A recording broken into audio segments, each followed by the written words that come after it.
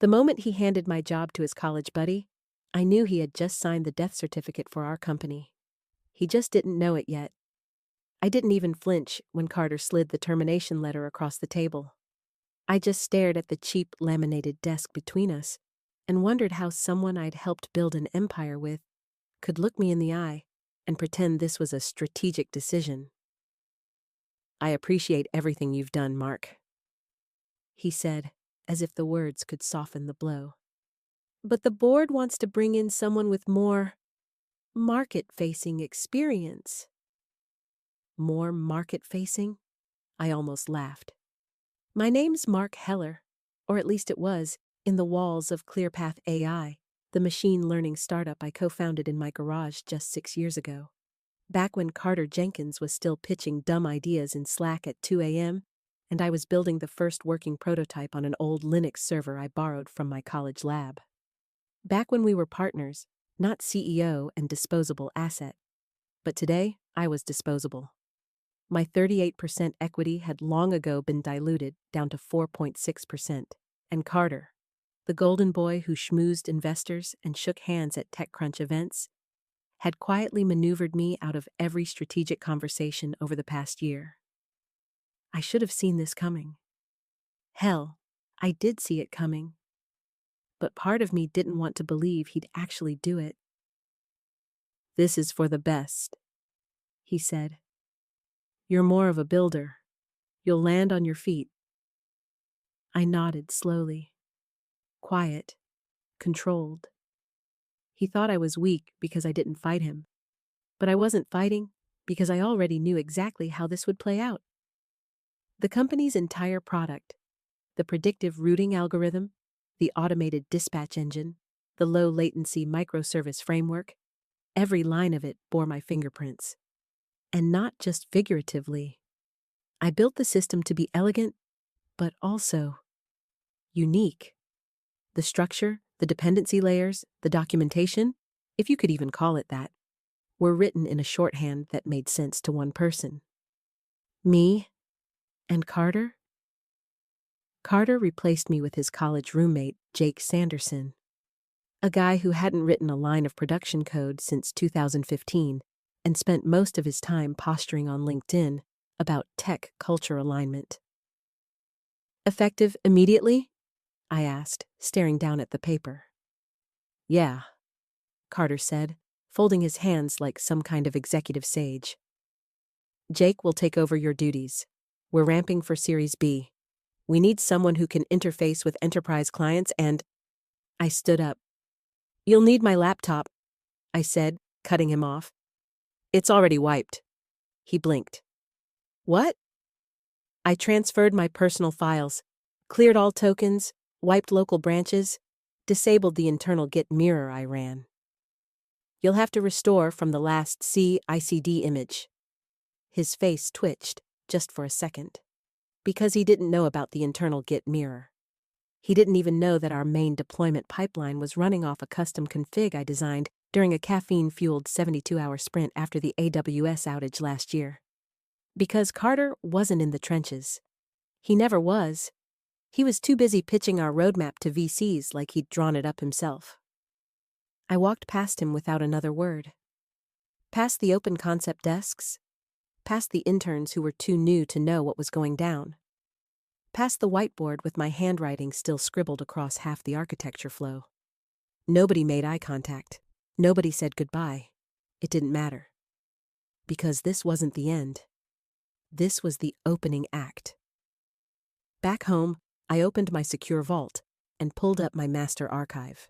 All design drafts, pre-patent white papers, architecture diagrams, and version-controlled snapshots of ClearPath's engine.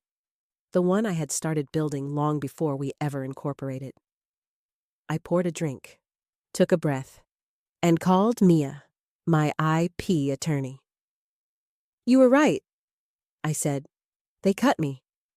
"I figured it was coming," she replied. "They do that.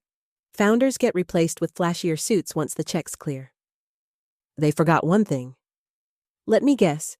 You never transferred the underlying IP?" "Bingo," I said. Everything we built was built on top of the original core I developed before we even filed incorporation paperwork. I've got time-stamped repos, private commit logs, even DMs with Carter acknowledging it. Silence on the line for a second. Then she said, "You're sitting on a bomb, Mark. They just don't know it yet." I leaned back in my chair and looked around my apartment. 6 years ago, I was sleeping on a futon surrounded by whiteboards. Now, I had hardwood floors, floor-to-ceiling windows, and a closet full of ClearPath hoodies I would never wear again. "They made one mistake," I said. "They thought I wanted revenge." "And you don't?" she asked. I smiled. "I want credit." 3 weeks later, I got a message on Signal. It was from Tyler, one of the senior devs I had mentored from day one. "Hey man, Jake's completely lost. The new build broke routing and he rolled it back to a broken fallback. 3 clients just pulled contracts." I stared at the screen for a long time. It had begun. I replied, "They'll figure it out. That's what market-facing geniuses are for." No emoji, no signature. I didn't need to rub it in, because this wasn't about them realizing they made a mistake. It was about the world seeing the truth. The truth Carter spent years trying to bury beneath a clean haircut and a polished investor pitch. A week later, my phone rang. "Carter." I let it go to voicemail. A minute later, another message from Tyler. "Dude, CEO just publicly blamed engineering in an investor update. Internal mutiny is brewing. You should see Slack." I didn't reply. I was busy meeting with 3 of ClearPath's competitors. Companies who had always circled our tech, trying to figure out how we pulled off 40% efficiency gains on last-mile routing with fewer compute cycles than Google Maps. They didn't want to hire me. They wanted to license my engine, and I wasn't interested in pennies. By the end of the month, I had everything I needed. The IP claim was airtight. The product was failing. The investors were circling like sharks. All I had to do now was wait. Because the moment the mask cracked, the moment Carter's narrative fell apart, I'd be right there, not to take revenge, but to take back everything that was mine. I knew Carter would break eventually. What I didn't expect was for it to happen so fast. It started with a LinkedIn post, one of those overly polished updates with too many buzzwords and not enough substance. Carter smiling in front of our office, talking about navigating engineering transitions and bringing in top-tier talent to scale innovation pipelines. I didn't have to read between the lines. They were bleeding. And Jake? He hadn't posted a single thing in 2 weeks, which, for a guy who once wrote a 1,200-word essay about switching to a standing desk, said a lot. But I didn't gloat. I prepared. While Carter played PR damage control, I was deep in meetings. Quiet, off-record conversations with companies that understood one simple truth. It wasn't ClearPath's idea that had made them valuable. It was how that idea had been built, and that how lived inside my head. "Mark," said Julian Cho, the COO of a competing logistics AI firm called NetRidge, "your system's throughput is still unmatched. We've tried to replicate it. Nobody's come close." I leaned back in my chair, sipping coffee. "I'm not selling the code," I said, "but I'm willing to license the framework under my original patent claim." Julian blinked. "You filed a patent?" "I filed a provisional 18 months ago. Quietly. Carter never asked. He assumed my work was company property." Julian smiled, slow and knowing. "Well, let's get a term sheet drafted." I shook his hand and left the building. The air felt different. I wasn't a founder anymore. I was the fulcrum, and ClearPath was already starting to tip. The text came from Mia at 6:43 p.m. "ClearPath's API went down for 6 hours. Routing logic is completely broken. Clients threatening to walk. Press is asking questions." I turned on my TV. There it was, CNBC scrolling a headline across the bottom of the screen.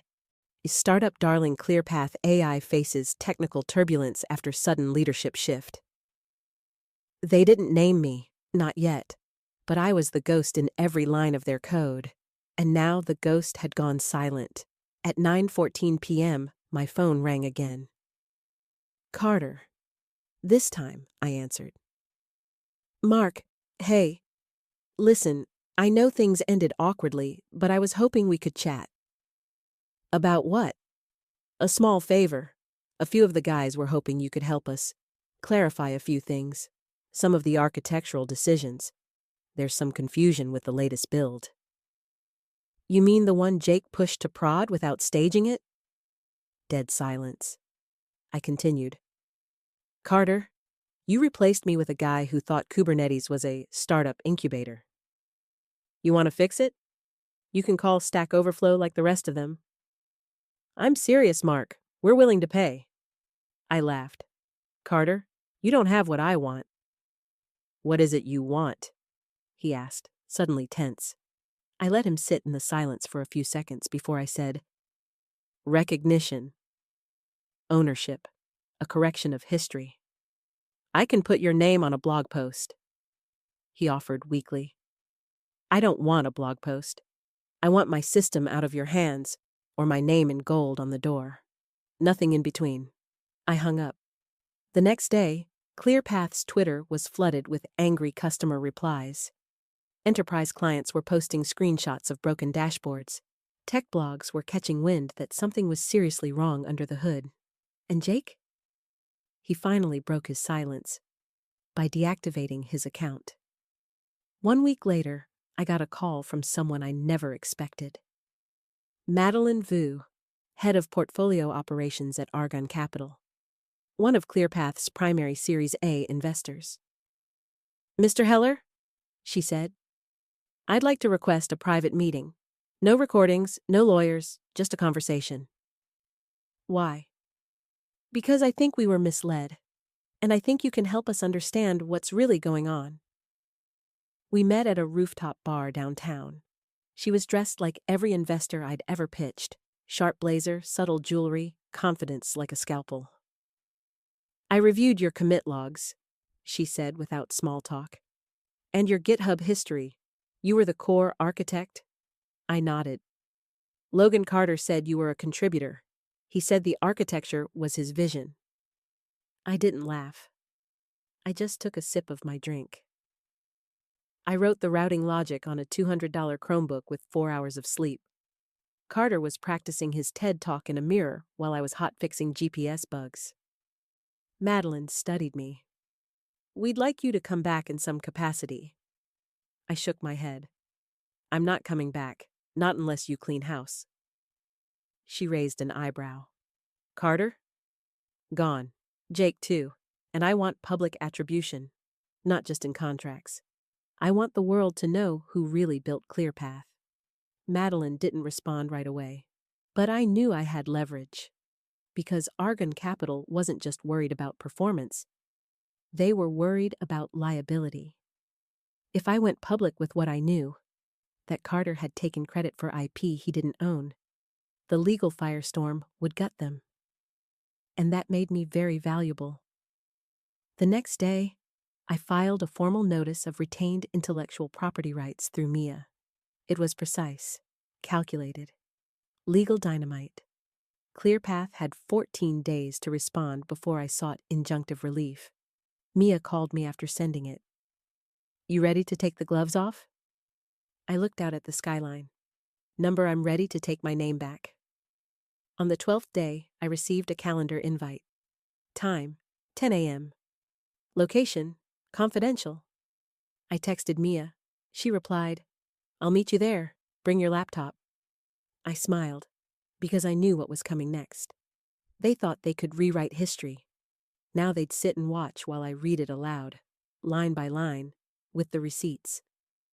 I didn't wear a suit to the board meeting. I wore the same black hoodie I used to code the original ClearPath engine in. The same one I hadn't washed since the week Carter cut me loose. Mia met me at the entrance of the building, holding a slim laptop bag and a legal folder that could make grown CEOs cry. "You ready to ruin someone's career?" she asked without looking up. "No," I said. "I'm ready to rebuild mine." She smirked. "Even better." The receptionist tried to stall us, said they weren't sure if we were on the list. That stopped when Madeline Vu herself walked out of the elevator and said, loud enough for half the lobby to hear, "Mr. Heller, Ms. Rhodes, the board is waiting for you." We stepped into the elevator, and I felt my pulse settle into something calm. I wasn't nervous. I wasn't angry. I was ready. The boardroom had the sterile energy of too much money and too little trust. 12 people sat around the oval table. Carter was at the head, hunched forward like a man waiting for his own execution. Jake was 2 seats down, eyes glued to a notepad he hadn't written a single thing on. And then there was me, walking in like a ghost that refused to stay buried. "Mark," Carter said, standing. "Good to see you. Sit." Madeline cut him off. "Let's get to it." Mia placed her folder on the table with a soft but deliberate thud. "Before we begin," she said, "I want the record to show that my client filed a formal notice of intellectual property ownership regarding the foundational routing and dispatch systems that power ClearPath's platform." Carter opened his mouth. Mia held up a hand. "And we have receipts." I pulled out my laptop and connected it to the screen. The first thing I showed them was the original architecture sketch, drawn in a terminal note-taking app, dated 6 weeks before ClearPath even had a name. Then the commit logs, then the Slack messages, then the email Carter had sent me 2 years ago saying, "Let's use your engine to get the MVP out faster. We'll sort out attribution later." Later never came. Until now. Victor Chan, one of the board's older members, leaned forward and cleared his throat. "Carter, did you know about this?" Carter shifted in his seat. We were working collaboratively. That engine was refined by the whole team. Mia clicked to the next slide. It was a side-by-side comparison of the prototype repo and the current production codebase. 97% overlap. Same logic, same function names, same execution pattern. I didn't say a word. I just let the numbers speak. Madeline turned toward Carter. "Why did you present yourself to investors as the sole technical visionary?" "I didn't say sole," he muttered. "I just emphasized the vision. Mark wasn't client-facing." I leaned forward for the first time. "You mean I wasn't polished enough to stand next to you at investor demos, but I was polished enough to write the core of the product." "Mr. Heller," said Victor, looking at me now. "What are you seeking here?" Mia answered for me. "Restitution, attribution, and most importantly, recognition of ownership." "And if we don't agree?" "Then ClearPath is in breach of intellectual property law. You'll face an injunction. The platform will go dark. Your clients will walk. And Argon Capital," she added, glancing at Madeline, "will have to explain to their LPs why they backed a company built on stolen code." The silence that followed was almost holy. The board asked Carter to step out. He looked at me once, not with anger, but fear. Because for the first time, he realized what he'd really done. He hadn't just betrayed a co-founder. He'd bet the entire company on a lie. When they called us back in, Madeline took control of the room. "We've reviewed the evidence. The board has reached a decision." She stood. "Effective immediately, Carter Jenkins is relieved of his duties as CEO. A leadership transition will begin within the week." She turned to me. "We are offering you the role of interim CTO, with a seat on the board and a revised equity package reflecting your contributions to the company's founding technology." I didn't blink. And a licensing agreement, permanent, irrevocable, and fully attributed. All public materials will be updated to reflect your role in developing the core infrastructure." Mia nodded. We accept, pending contract review. One of the other board members raised his hand. What about Jake? Gone, I said, or I walk. There was no discussion. 2 weeks later, I walked back into the ClearPath office. But this time, I wasn't an employee. I was the architect. The ghost who became a name again. I stood at the front of the engineering room, facing a group of nervous developers. Let's rebuild this the right way, I said. No more shortcuts, no more hiding. They nodded. They understood, because they'd seen what happens when the engine is replaced by ego. And now, the engine was back. The first thing I did as interim CTO was delete Jake's disaster of a patch. The second thing I did was sit quietly in the corner of the war room and listen. I listened to the engineers, the ones who had been ignored for months, who'd watched their work spiral into chaos while Carter and Jake fumbled their way through half-baked optimizations. One by one, they told me what had broken, the deployment scripts that had been overwritten, the routing heuristics Jake had tuned without understanding the math, the undocumented functions replaced by generic libraries because they looked cleaner. It was like watching someone repaint a masterpiece using crayons. I didn't yell. I didn't blame. I just said, "We fix it." They followed me not because I was in charge now, but because they remembered who had built the thing they were trying to fix. I was no longer the guy who wrote the code. I was the guy who understood it, and that made all the difference. But not everyone was happy about my return, especially not the C-suite. Half of them had been handpicked by Carter. Shiny resumes, great at talking, terrible at listening. They didn't like that the new CTO wore a hoodie and spoke in pull request metaphors. They didn't like that I didn't care about stakeholder narratives. And most of all, they didn't like that the board was listening to me now. I got the cold shoulders in meetings, the passive-aggressive, just a suggestion emails, the sudden revocations of access that I'd have to restore through back channels. But I let it all slide. Because I knew something they didn't. Their time was running out, and mine had just begun. 3 weeks in, ClearPath's routing engine was back online, fully functional, with 42% fewer crashes and latency cut in half. We pushed a silent update at midnight and waited. By morning, support tickets dropped by 87%. By week's end, 3 clients who had frozen contracts reactivated their accounts. One of them even sent flowers to the front desk, addressed to the real brain behind the system. I didn't need the credit, but it felt good. Damn good. That same week, I held my first all hands as CTO. I stood in the front of the glass conference room. No slides, no mission statements, just truth. We lost our way, I said. This company was built on invention, not politics, on trust, not spin. Somewhere along the way, we forgot that. No one said anything. So I went on.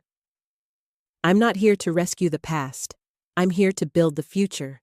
And if you're here for that too, then let's do it right this time. That was it. No clapping, no performative LinkedIn posts, just engineers walking out with purpose again. And that's how I knew it was working. Meanwhile, Carter had gone radio silent. I hadn't heard a word from him since the board ousted him. Until a mysterious email showed up in my inbox at 2:17 a.m. Subject, "You win body." I hope it was worth it. No signature, no apology. Just bitterness wrapped in one last attempt at guilt. I didn't reply. Because it wasn't about winning. It was about finally being seen.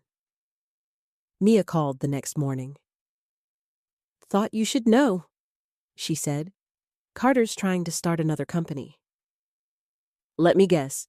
AI for supply chains?" "Something like that. But investors aren't biting. Word's out. People don't want to touch him." I didn't smile. I didn't gloat. But I did feel something settle inside me. like a bone snapping back into place. Justice doesn't always roar. Sometimes it just whispers. They know now? But my story wasn't done, because 1 week later, Madeline Vu asked to meet me again. Same rooftop bar. Same piercing eyes. "Mark," she said, "you've stabilized the platform, saved half our contracts, and rebuilt morale in under a month." "Appreciate that," I said, cautious. "So, here's what we're proposing." She slid a thin folder across the table. Inside was a new offer. Chief Executive Officer. Not interim, not acting. Full control, with a revised equity package, founder title restored, and the board's full backing. I stared at the paper. I'd spent the last few weeks proving I could lead. Now they wanted me to run the whole thing, but part of me hesitated, because I knew what came next. More politics, more meetings, less building. Mia's words echoed in my head. "You don't want revenge, you want recognition." And I already had that, so I looked up at Madeline and said, "I'll accept, on one condition." "Name it." "I get to bring in my own COO, someone who understands tech and people, someone who knows what it means to build from the ground up." She nodded. "You have someone in mind?" I smiled. "Yeah, she just finished grad school at Stanford, smart, calm, unshakable." Madeline arched an eyebrow. "She?" "My sister," I said. "She was with me in the garage when this all started. She made sandwiches while I coded all night. Time she got a shot, too." Madeline smiled. "You really are rebuilding everything, huh?" "No," I said. "This time, I'm building it right." The morning I signed the CEO contract, I didn't feel powerful. I felt calm. Like I had finally realigned with the version of myself that had once believed in this company. Before the dilution, before the betrayal, before Carter turned it into his personal startup showreel. Now, I wasn't just sitting at the table. I was at the head of it, but I didn't hang a new nameplate. I didn't change the branding, and I didn't post some flashy announcement on LinkedIn, because this wasn't about perception, it was about ownership. Real, earned, undeniable ownership. My first act as CEO wasn't to fire anyone. It was to open the floor. I gathered the engineering, product, and ops teams into one room and said, "Every person here is here because they survived a storm. I'm not asking you to forget what happened. I'm asking you to help me rebuild something better." Then I opened a whiteboard and wrote a single phrase. Ship what matters. Protect what built us. That became our new mantra. No more MVPs that broke in production. No more last-minute pivots to chase buzzwords. No more silencing the builders while the talkers ran the show. Within 6 weeks, ClearPath had completed the most aggressive stabilization sprint in company history. We patched 218 bugs, refactored 43,000 lines of code, cut our infrastructure cost by 30%, and most importantly, we shipped a version of our routing engine that finally scaled as smart as we always promised.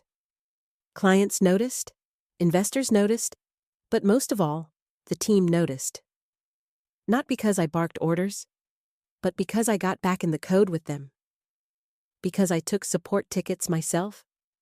Because I showed them that leadership doesn't mean distance, it means responsibility. Then, something I never expected happened.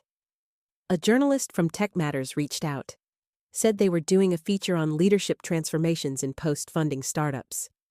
They wanted to profile ClearPath, and me. I thought about declining, but then I remembered Carter's old articles, how he spun himself as the visionary CEO disrupting the logistics space with elegant AI. That wasn't true then, and I wasn't going to let history repeat itself. So I agreed, but only under one condition. My team got equal spotlight. They ran the piece with the headline, "The Silent Architect Who Took Back His Company and Rebuilt It from the Code Up." That felt right, not flashy, not vengeful, just honest. Carter never responded publicly, But I heard through the grapevine that his new startup had folded after failing to close seed funding. Apparently, investors weren't keen on founders who get ousted for misattributing intellectual property. Mia called me one night and said, "You could bury him if you wanted." "I don't need to," I replied. "He did it himself." She laughed. "Still the high road, huh?" I didn't answer. Because it wasn't the high road. It was just the right one. 3 months later, we held a company-wide town hall to announce the next phase of ClearPath. New contracts were rolling in. A partnership with one of the largest national retailers had just gone live. We were no longer just recovering. We were growing. My sister, now COO, stood beside me on stage. She smiled at me just before I stepped up to the mic. "Today," I said, "we stop apologizing for our past and we start owning our future." I didn't talk about Carter, didn't mention Jake, didn't bring up the boardroom drama. I didn't have to, because everyone in that room already knew the story. They'd lived it. And now, they were writing a new one. With me. Not as the founder who got pushed out, but as the builder who came back, not to get even, but to get it right. After the applause faded, I stepped into my office, our office, and looked around. Same space, same walls. But everything had changed, because the name on the company roster was no longer Mark Heller, Senior Engineer. It was Mark Heller, CEO and Principal Architect. And this time, no one would forget it. Because I wasn't just back. I was undeniable.